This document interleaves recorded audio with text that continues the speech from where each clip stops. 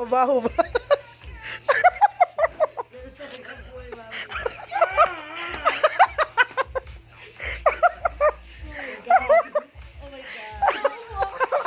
Ayan, labas naman ang tenga. Perfect na hindi mababasa eh. Eh, na-dance ka naman gawa ng amoy niya. Akin na nga, ulitin ko. Naliligo nga ako sa babasa.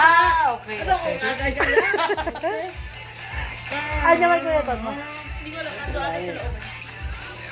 Ayaw, mapunta.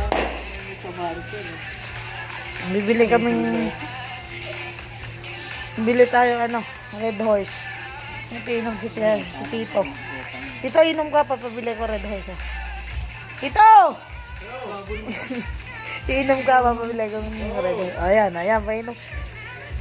Mimi. Gabi-gabi, umiinom ka na ha? Oo nga, pati liver na yan eh. Ayan. Nakalawit pa. Teka lang. Ayan, wala na. Okay. Sigurado ka dito.